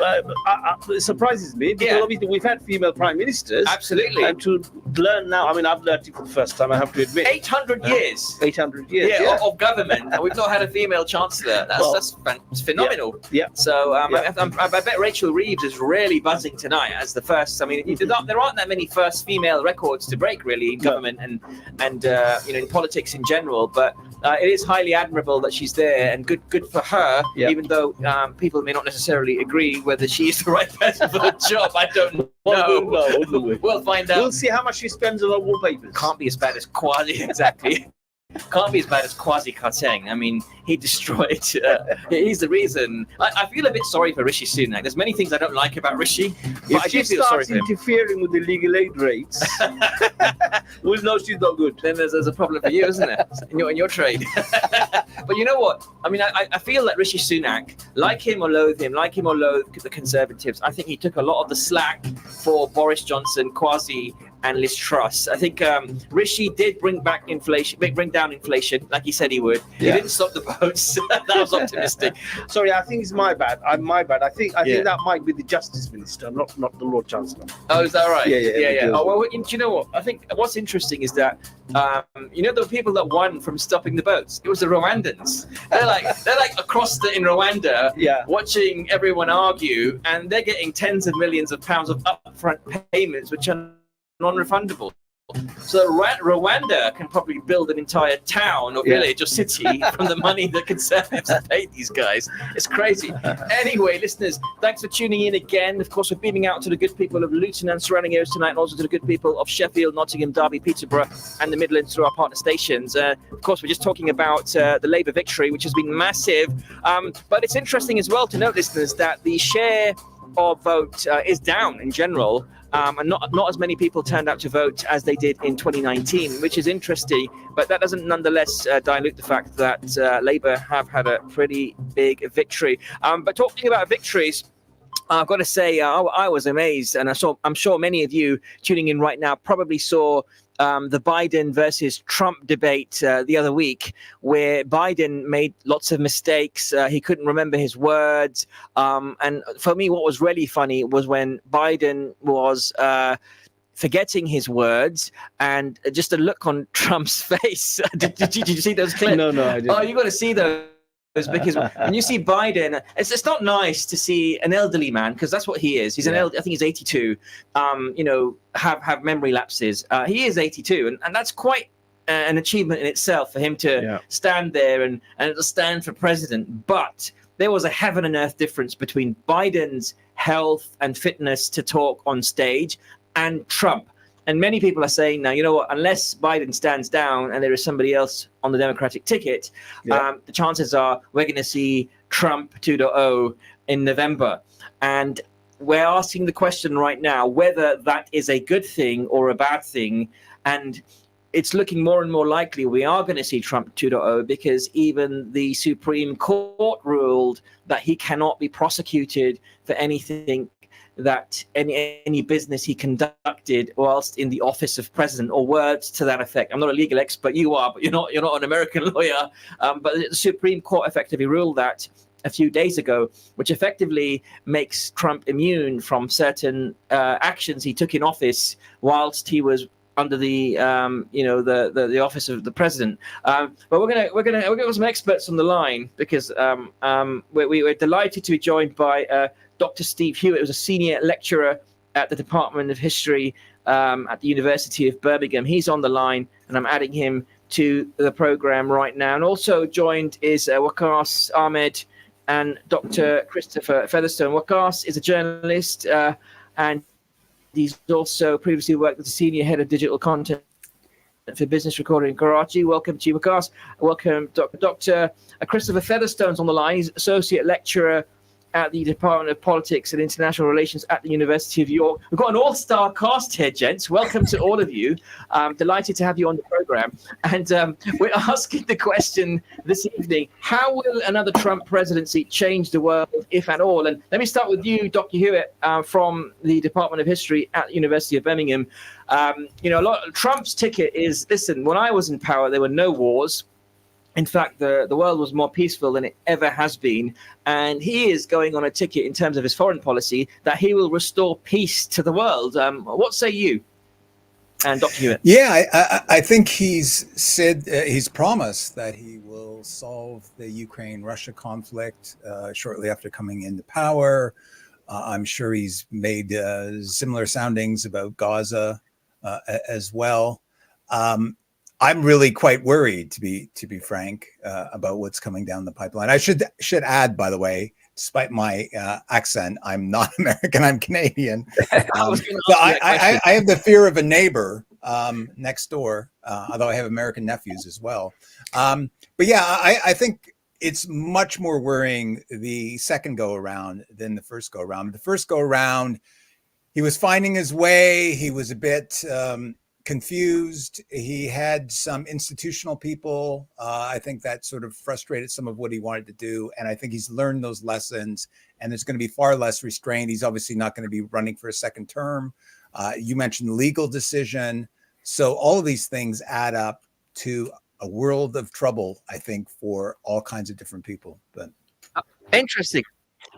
Thank you, Dr. Hewitt. Let me go to Dr. Featherstone, Associate Lecturer at the Department of Politics and International Relations at the University of York. And you've actually published on foreign policy analysis as well, and specifically US presidential decision-making. So I'd be curious to know, Dr. Featherstone, what you reckon. Are you concerned about an incumbent Trump presidency in November? And if so, how do you think he'll change the world? Well, I think you're absolutely right. I've studied Trump for my sins. It was my own choice. It's my fault. But, he's an interesting guy. So as someone who studies these things, he's very interesting. He will make our lives quite interesting. But at the same time, I agree with Steve. I'm quite scared of what might be happening. Right there. The first term, we had Trump with some of the more experienced heads, people in there, in the room. The quote that people always like to throw around is this kind of adults in the room kind of rhetoric. There were people around him to control his worst urges, shall we say. And actually, we don't have that now. He has fired or caused to resign pretty much every single person who could be doing that for him. What would be the motivation for an experienced head to go in there? Which means, we can see a Donald Trump who is unleashed, who does not need to worry about re-election, and who can just go wild. And I think that's what I'm rather scared of. He's spoken at length on Ukraine, Russia, but has given us almost no details at all, and is equally trying to compete with Biden for being even more pro-Israel. So I can't really see that going down well in the Middle East either. So I don't know. I'm trying to find rays of positives, but I can't find any. It's interesting you say that, because one thing you do get with Trump, and Saiful Islam and I were talking about this during the break, which is you get what's on the tin. I mean, you do get what he's genuinely thinking. And with Biden and the Democrats, or maybe even any other president who's a bit more diplomatic, dare I say, they tend to soften what they're trying to say. But Trump is very direct, and he's very clear about what he wants to achieve. Surely that's a good thing. Let me take that back to Dr. Featherstone, if I may. Well, I agree with you in that he is fairly easy to understand in the minute. As he is speaking to you, you know what he means. That has absolutely no lasting value, though. That is the problem that comes through. I mean, I've carried out speech analysis of Donald Trump, and I would advise anyone who's interested, read through a transcript of a speech from Donald Trump. He will change his mind mid-sentence multiple times. Whereas, we might be losing the train of thought from Joe Biden, which is unfortunate. Trump knows exactly where he wants to go. It's just in two completely different directions at the exact same time. So the problem is that he's very direct. He tells us everything he's thinking, but he thinks everything, and we don't know where that's going, which, that kind of unpredictability is quite scary. Interesting. And Waqas, let me go to you, if I may. So we got Waqas Ahmed on the line as well, who's journalist in politics and tech, and also he's worked as a senior head of digital content for the Business Recorder in Karachi. Waqas, are you on the line? Yes, I'm here. Thanks for joining us, and you're live on the radio. Let me ask you about Trump, and maybe Trump's attitude towards the foreign policy that he may convey. What's your understanding specifically about Pakistan? Because when he was in power before, he threatened to remove the American foreign aid from Pakistan. And I think he did reduce it because there was some non-compliance from the Imran Khan government. How do you think he'll manage, Muslim majority countries like Pakistan, and even, as Dr. Featherstone mentioned, the Gaza situation? Well, for Gaza, I'd have no hopes from Trump. Like the other guests have said before me, he's very pro-Palestine. He's like extremely pro-Palestine.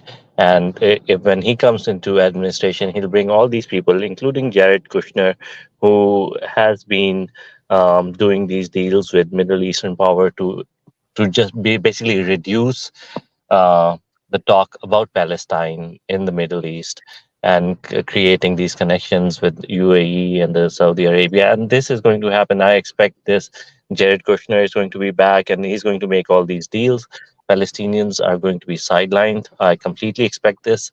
About Pakistan, with Pakistan, he used to have a good relationship with Imran Khan at that time, but I'm not really sure. He doesn't really understand foreign policy that well, personally, and he relies a lot on people who are around him. And usually, these people are they have an axe to grind with the American establishment, the foreign policy that has been created in America. So I have no high expectations from him in any way. With respect to like he does have a reconciliatory approach with Ukraine and Russia, and that war might stop. But on the other hand, he's extremely hawkish on China, and I feel that American confrontation with China is the single biggest. Yeah, China, and that confrontation with China is the single biggest threat to humanity right now, and that I'm really afraid of.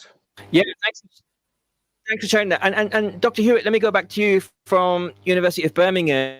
It could be argued that Trump's former presidency, of course, it ended in disaster with the attack on Congress. What a crazy way to end, and create that kind of legacy. And of course, that came back to bite him in many ways post-presidency as well. And his rhetoric around the elections being defrauded, and the votes being miscounted, et cetera, didn't do him justice. So I think it could be argued that he is a maturer president given all that experience.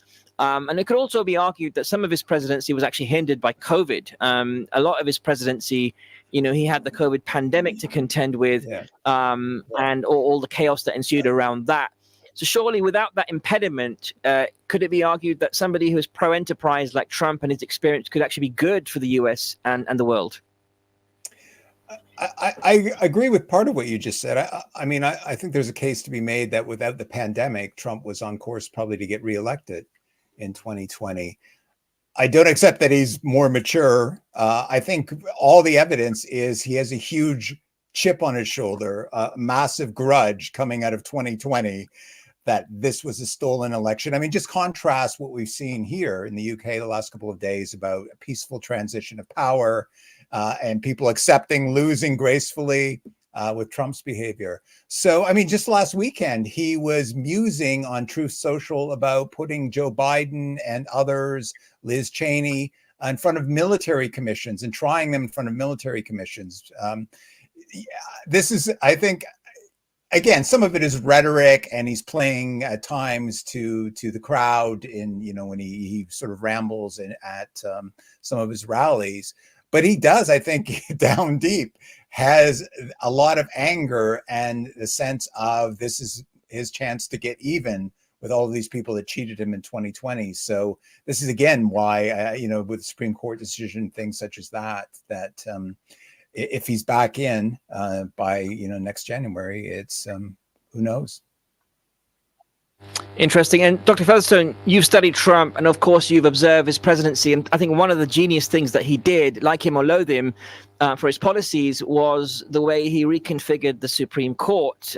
You could argue it was an ideal time for him that so many justices had to leave for whatever reason, bereavement or whatever, out of the Supreme Court. And he did put in people that were sympathetic to his cause and him. And obviously the recent ruling that we saw went way into his favor. But can you share with us the significance of that ruling according to your understanding? In break it down to the layman like me, which is what does that ruling mean? Does that mean that he can do anything he likes? Because I think one of the pro-Democrat justices suggested that he could go and assassinate somebody and not necessarily be held to account under the office of president. Well, what say you on that? Well, yes, I've got to agree. His control and his influence on the Supreme Court and the nominations for the Supreme Court is probably one of the most lasting legacies that Trump left from his time in office. As you said, COVID impacted a hell of a lot of what he was going to be able to do. But some of the justices he recommended and proposed were in their 40s, right? That these are lifetime appointments. These people will be around for decades beyond Trump. Their lasting impact is, huge. So essentially what I would say in terms of the ruling, there's always a lot of rhetoric around the Supreme Court in the US. It's always very hyperbolic. It's always very emotive. But crucially, the key thing here is it comes down to immunity for certain official acts. So Trump cannot be prosecuted for certain official acts that he carried out whilst in office. Now, the big problem, and I'm going to get into this with all my students at the University of York when we get into teaching next term, is what does that mean? They haven't actually told us what an official act is. If he orders something officially that is illegal, is that an official act? The Supreme Court has, in their wisdom, chosen to give no real detail on that. They have kicked the can down the road and said to a junior court, that looks really difficult. Why don't you have a go at it? What I am hearing from US analysts is that it sounds like that will then be appealed anyway. So they've kicked it down the road. It will go down to a lesser court, a lower court. That will probably be appealed and sent straight back up to the Supreme Court. So this could all take a long time. And arguably Trump could be well in office by the time that judgment comes through. Very interesting. We've got a barrister in the house here, actually. So I want to go to him and get his vantage point. You've seen the mechanics playing out in the US. How would that translate, say, for Islam Saab, to the UK? You're in court often. Well, no, there was a situation in this country where we had the Chilean dictator that come to this country. I don't know if you remember, many years ago, and he was Castro, or I think so. he was kept under house arrest here for some time, and then there was a trial going on, and the question was to charge him for all the wrongs that he did, in his office. But there is a principle in this country, and that principle is that a head of state is immune from prosecution. For example, the Queen in this country cannot be prosecuted. And so because this country itself had that principle, it was going to then go against its own principle to then prosecute the head of another state for whatever he did. And that was the issue. And this was one of the reasons why he had to be freed, right? I understand what's being said there. Obviously, I cannot speak for American system. I don't know what exactly the reasons were. But my question is one thing that's puzzling me about what's being said about Donald Trump is, look, when somebody asks me, is such and such leader going to be good or bad, right? As a Muslim, my priority is the well-being of the Muslims, right? That's how I look at it.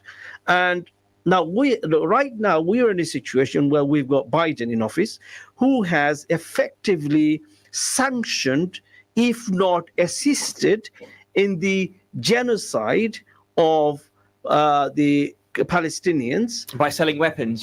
Selling weapons, that's right. That's what I mean by assisted. By selling weapons and sanctioned it, allowed it to go ahead, and in fact, even spoken against ceasefires. Right, has allowed it to go on since October for many months, killing thousands of innocent women and children and elderly people and so forth. My question is, what could Trump do that is worse than that? That's my question. Yeah, I mean, that's what's probably being suggested by Dr. Featherstone and other guests as well, which is Trump 2.0 could be worse than that potentially. But he would argue that he is the solution. I mean, Dr. Featherstone, you study Trump. He would say, listen, I'm the solution to this. I'm going to bring peace back to the Middle East. I started the Abraham Accords with the UAE and surrounding countries. I'm going to also recover the relationship with Saudi Arabia that was about to happen before the Hamas attack happened, etc., etc. Dr. Featherstone, what say you? And Dr. Hugh, I'll come to you in Wakas in a moment. Well, I completely agree that he sees himself as this kind of key negotiator, the negotiator in chief, the man who can approach any negotiation and improve it. So he will definitely say, I took on this challenge. It's not an easy challenge. He was willing to take it on. That is his case. I think the concern that would come through would be his role. Well, number one, the US's ability to be a active participant in this kind of negotiation. They are so overwhelmingly seen as pro-Israel. They are really not seen as someone who can coordinate these discussions. But Biden is incredibly pro-Israel. That is absolutely true. But at the same time, Trump is arguably pushing to try and beat him out on that score. He was the first US president to recognize Israel as the capital. To recognize Jerusalem as the capital of Israel. Got that the wrong way around. And arguably was willing to go further. He arguably was willing to go further in being pro-Israel in his foreign policy. So, as much as he was very willing to engage with the Muslim world, UAE, Saudi discussions of the Abraham Accords, we don't really see that translating across more closely to this conflict. We've only got 4 minutes left. Thank you, Dr. Featherstone. I did bad and worse. Sorry? It's the choice between bad and worse. Bad and even badder. Yeah, absolutely. Dumb and even dumber. It could be argued. I don't know. It depends which way you look at it. But what's interesting here is that I found it hilarious, guys, when I saw Trump's whole event that he had where he had solved the Palestinian crisis, and he had some random Palestinian dude sitting in there, and Kushner was there, and they were celebrating that they've solved and they've got a new peace process and blah blah blah, and the Palestinians weren't having any of it, and maybe we're going to see some more of that, who knows. But Dr. Hewitt, last minute with you, and then we'll go to Wakas for his feedback as well. Over to you.